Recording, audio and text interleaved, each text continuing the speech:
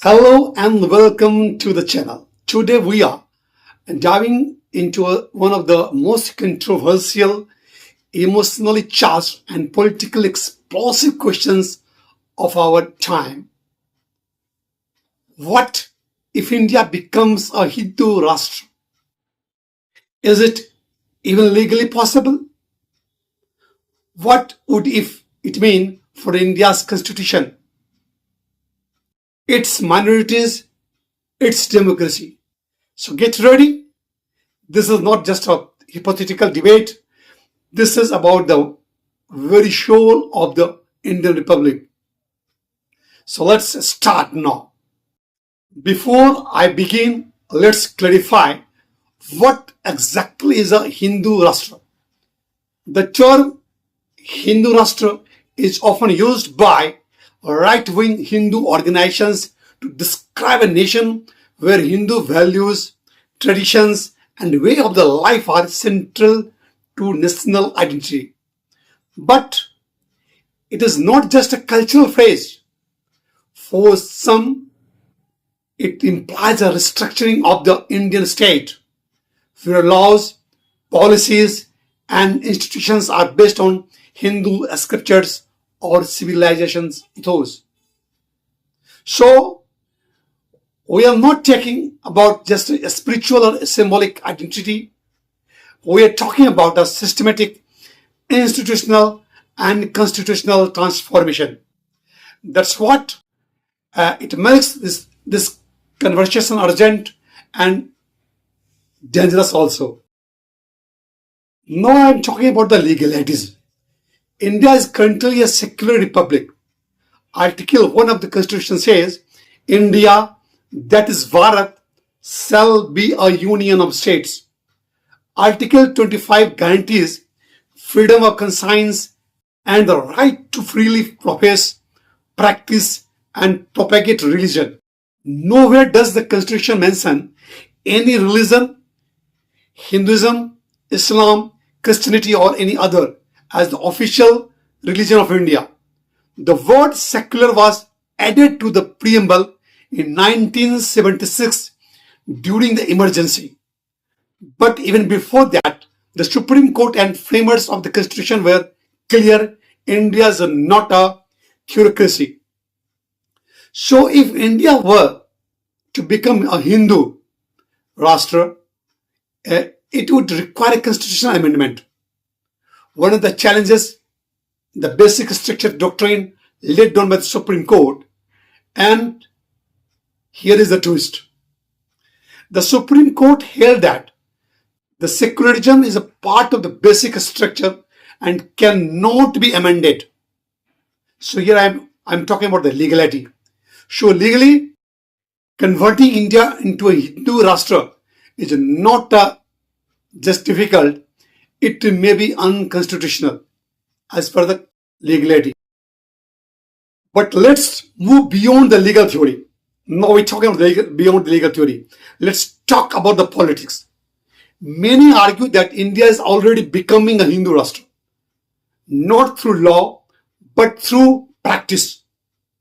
From the Citizenship Amendment Act to the Ram Mandir verdict, to debates around uniform civil code, love jihad, and religious conversations, there is a growing sense that India is shifting from secular to governance to the majoritarian influence.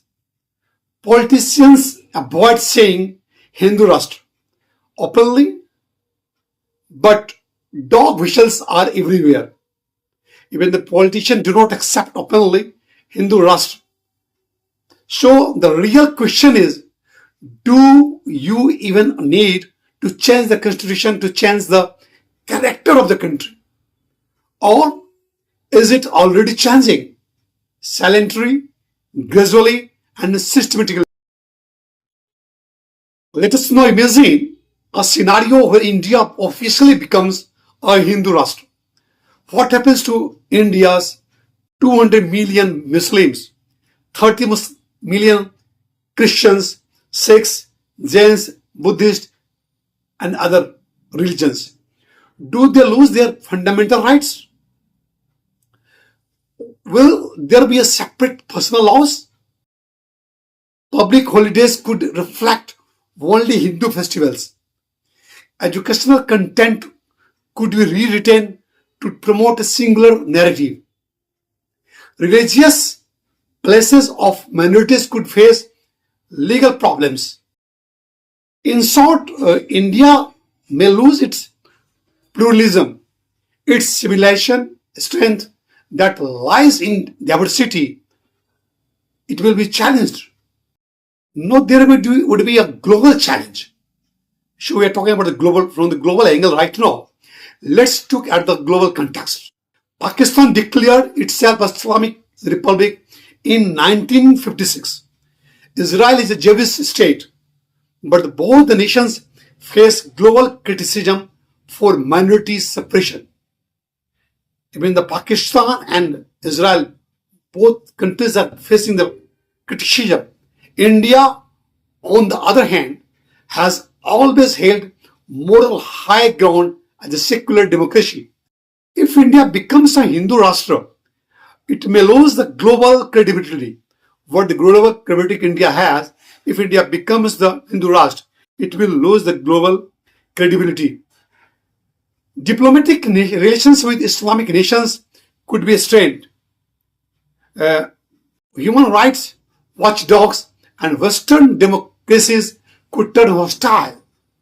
India's dream of being a Vishguru, a global leader, could backfire. Let us talk about the organizations that first introduced this kind of India. Rashtriya Swayamsevak Sangh, which is also known as RSS. The RSS has never hidden its desire for a Hindu Rashtra. But their vision is often civilizational rather than the legal. They speak of Hindutva as a cultural identity that includes all consider India their holy land. So they are not, even the RSS does not talk about the legality. But critics argue this is just semantics, that in practice it's exclusionary, majoritarian and dangerous.